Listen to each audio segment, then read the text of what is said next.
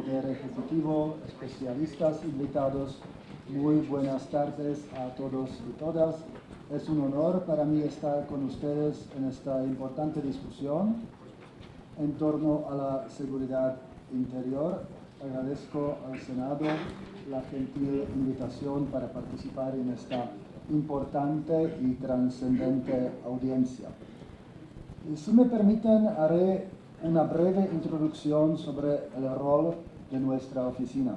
La oficina en México del Alto Comisionado de las Naciones Unidas para los Derechos Humanos ha estado estrechamente involucrada en varios de los procesos constitucionales y legislativos del Congreso mexicano en favor de los derechos humanos. Nuestra oficina ha jugado siempre un rol constructivo, contribuyendo a la mejora del marco normativo en México. Aunque sabemos que hay una brecha entre dicho marco normativo que sigue mejorando y su implementación, no hemos caído en el fatalismo. Estamos convencidos que más temprano que tarde las mejoras legislativas tendrán un tangible impacto en la realidad. Esta introducción me parece necesaria para contextualizar las preocupaciones que tenemos sobre la intención de establecer un marco normativo sobre seguridad interior que incluya la participación de las Fuerzas Armadas. México enfrenta un problema muy serio de inseguridad, violencia y criminalidad. Un problema serio del crimen organizado. Con 15 años de presencia en México, nuestra oficina está consciente de los desafíos y no subestima el daño y el dolor que ha provocado el crimen organizado. Sabemos de su capacidad para provocar, incrementar y agravar hasta límites insospechados la violencia, al igual que de su capacidad para infiltrar, capturar y someter a las instituciones del Estado. Sí, es un gran problema. También estamos conscientes de los retos que implica que la nación vecina, los Estados Unidos, sigue representando un gran mercado para la droga, al tiempo que se insiste en una política prohibicionista. Además, conocemos que la fácil adquisición de armas en los Estados Unidos ayuda a aumentar la capacidad de fuego de las bandas delincuenciales en México, como lo mencionó el subsecretario Ruiz Cabañas. Finalmente, no ignoramos que la sociedad tiene el derecho a estar segura y le demanda con toda legitimidad a las autoridades prevenir los delitos y disminuir los índices de criminalidad. La inseguridad, la violencia y la criminalidad constituyen un triángulo que lesiona y compromete seriamente la vigencia de los derechos humanos. Los organismos internacionales de derechos humanos lo sabemos y por ello hemos expresado reiteradamente que las obligaciones de respeto, protección y garantía de los derechos humanos consagradas por el derecho internacional imponen a los estados el deber de adoptar las medidas administrativas, legislativas o de otra índole que resulten indispensables para hacer efectivos los derechos y libertades reconocidos internacionalmente. Hace poco más de 10 años, el Estado mexicano tomó la decisión de enfrentar los serios y muy graves problemas de inseguridad, criminalidad y violencia, recurriendo a sus fuerzas armadas, en razón de la credibilidad de las mismas, mencionada también por el subsecretario, y la debilidad estructural de las corporaciones civiles.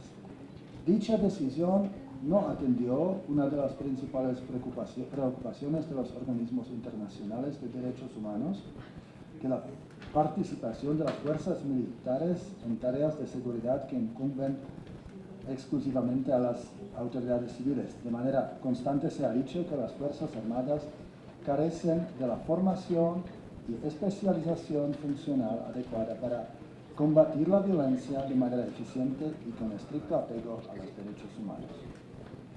A poco más de un año de adoptada la decisión de combatir la criminalidad mediante el despliegue de las Fuerzas Armadas en febrero de 2008, al término de su visita a México, La entonces alta comisionada de las Naciones Unidas para los Derechos Humanos, la señora Louise Arbour, sostuvo, cito, quiero enfatizar que la primera obligación del Estado es proteger y defender la vida y la seguridad física. En una situación de serios desafíos a la autoridad del Estado de parte de organizaciones fuertemente armadas y de severas deficiencias en las instituciones encargadas de hacer cumplir la ley, incluyendo una corrupción extendida, reconozco el dilema, dijo la alta comisionada. Reconozco el dilema al que se enfrentan las autoridades en el cumplimiento de su responsabilidad para proteger. Sin embargo, utilizar a los militares continúa siendo problemático, pues es fundamentalmente inapropiado en cuanto a la capacitación, la filosofía, el equipamiento y las perspectivas. La atención debe centrarse en dedicar urgentemente los recursos necesarios para fortalecer las instituciones civiles para que trabajen con integridad y profesionalismo, dijo la alta comisionada en 2008. Así se dijo al inicio. ¿Cuál es la experiencia empírica después de 10 años? Hoy podemos afirmar que la decisión entonces tomada ha estado lejos de alcanzar el objetivo que se planteó, de mejorar la seguridad de la población. Las estadísticas son contundentes. Los niveles de violencia expresados, por ejemplo, en índices de homicidios, hoy son mucho más elevados que los contabilizados antes de 2006. En 2016 incrementaron y no comparto la interpretación que sea algo positivo. Las desapariciones registradas han llegado a casi 30.000. Es indudable que la imposibilidad de alcanzar este objetivo previsto no responde solo a las limitaciones de información y especialización funcional de una fuerza castrense, sino también a la gran resiliencia del crimen organizado, la persistente debilidad de las corporaciones civiles y la falta de investigación y sanción de los delitos cometidos, resultando en un círculo vicioso de impunidad. Pero también hay que reconocer que el paradigma militar que aboga en vencer o neutralizar al enemigo no es el idóneo para la protección de las personas. Adicionalmente, como mencionaron otros interlocutores, el despliegue de las fuerzas militares provocó una multiplicación de las violaciones graves a los derechos humanos. Las 164 recomendaciones de la CNDH hacia las Fuerzas Armadas en la última década y otras violaciones documentadas por organismos internacionales y por la sociedad civil son prueba de ello. Nuestra oficina también es consciente del sufrimiento que la estrategia adoptada ha tenido para aquellos cientos de militares que han resultado muertos y heridos en el cumplimiento de las funciones encomendadas, con la consecuente afectación que ello ha representado por sus familias. Senadoras y senadores, diputadas y diputados, la decisión que se tomó hace 10 años tuvo efectos indeseables y no previstos. Hoy se necesita una discusión y decisión responsable para evitar efectos indeseables. En contraste con otras reformas que pueden representar una mejora significativa para hacer efectivos los derechos humanos y libertades fundamentales de las personas, las iniciativas que estamos discutiendo son una fuente de preocupación para nuestra oficina y quiero explicar nuestras razones. Hay este argumento de principio. La ley estaría dando un marco legal para la participación de las Fuerzas Armadas en tareas de seguridad que deben ser competencia exclusiva de las autoridades civiles. Pero además tenemos la preocupación que la ley otorgue estas competencias a las fuerzas militares y corre el riesgo de petrificar un rol impropio de las Fuerzas Armadas, que reafirme un status quo en el ejercicio de las tareas que, incluso en palabras de funcionarios de la Secretaría de la Defensa Nacional, desnaturalizan a las Fuerzas Armadas. Se puede entender que las Fuerzas Armadas desean el respaldo de un marco normativo en las tareas que hoy ejercen. Sin embargo, la ley podría tener un efecto impensado e indeseado incluso para las propias Fuerzas Armadas.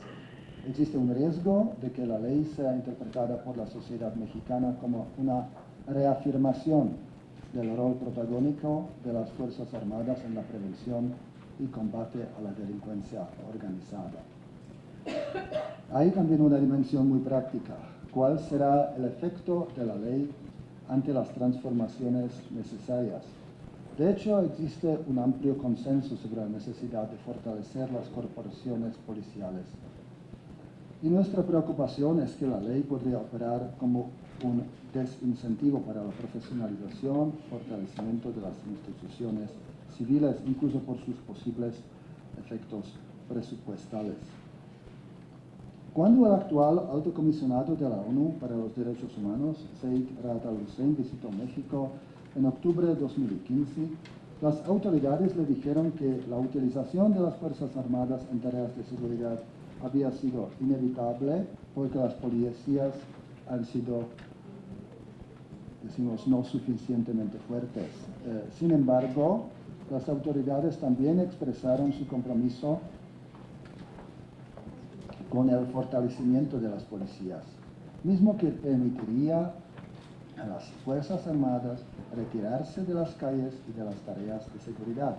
La oficina reconoce los procesos de transformación en curso, tales como la reforma policial y la instauración de la Fiscalía General y de los sistemas nacionales de transparencia y combate a la corrupción. Al tiempo que alentamos a la pronta consolidación de estos procesos, exhortamos a la emisión de una ley general sobre el uso de la fuerza. Sin embargo, llama la atención que mientras estos procesos siguen en curso, el que nos convoca el día de hoy parece que sea privilegiado, lo que estaría mandando una señal al público sobre el orden de las prioridades. Nuestra oficina subraya la necesidad de una transición. Seguimos convencidos que en la lucha contra la criminalidad, cualquier medida de despliegue militar y mismo policial que no vaya acompañada de una política integral de la lucha contra la impunidad no va a tener el efecto deseado. En un país con altísimas tasas de impunidad, no será el involucramiento de las fuerzas militares en tareas propias de las autoridades civiles lo que desincentivará al crimen, sino la certeza de su persecución y castigo penal. Somos realistas, sabemos que las Fuerzas Armadas no pueden regresar a sus cuarteles de un día para otro, pues dejarían un vacío que sería llenado por el crimen organizado. Sin embargo, se necesita por lo menos una ruta de salida gradual y medible. Hay también una otra dimensión que nos preocupa. No es idóneo resolver un problema de más de una década sin un diagnóstico certero. Esta oficina considera que la ley partiría de la ausencia de un diagnóstico público que vaya más allá de la necesidad de proveer certeza a una institución. Es muy positivo tener esta audiencia en el Senado con voces muy distintas, pero nuestra oficina considera que es necesaria una discusión aún más amplia, no solo sobre el rol de las Fuerzas Armadas, sino sobre el modelo de seguridad que el país desea y merece. El Alto Comisionado, con ocasión de su visita a México en 2015 y después en sus recomendaciones publicadas en octubre de 2016, recomendó promover un enfoque de seguridad ciudadana con un énfasis en la protección de la vida y de los derechos humanos.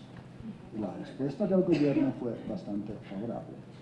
De hecho, el Alto Comisionado no fue el primero que insistió en un cambio de paradigma. Ya en el pasado lo hizo, por ejemplo, el Movimiento por la Paz con Justicia y Dignidad. México tiene voces que pueden servir de conciencia pública, a quienes espero el Congreso invite a sus audiencias. Senadores y senadoras, diputadas y diputados, si a pesar de todo lo anterior, el Estado de México decidiera adoptar una legislación sobre seguridad interior que reconozca la participación de las Fuerzas Armadas en estas tareas, es indispensable que a efecto de aminorar sus consecuencias negativas en materia de derechos humanos se garantice que la misma, primero, no implique una suspensión de derechos que evita los cheques en blanco. Segundo, que sea compatible con todos los compromisos y obligaciones internacionales del Estado mexicano en materia de derechos humanos. 3. Que parta de supuestos claros, precisos y taxativos de instrumentación. 4. Que obliga a especificar las causas y objetivos. 5. Que defina medidas estrictamente necesarias, adecuadas y proporcionales a la situación que se pretende enfrentar. 6. Que establezca que el llamado a las fuerzas militares sea el último recurso. 7. Que defina de manera clara que las Fuerzas Armadas no pueden participar en tareas relacionadas con la investigación de los delitos, la regulación de las migraciones o actividades de inteligencia civil. 8. Que sí establezca el retiro gradual, medible y con plazos definidos de las Fuerzas Armadas. 9. Que prevea que cualquier involucramiento de las Fuerzas Armadas en tareas de seguridad pública deberá tener una vigencia temporal breve y precisa. 10.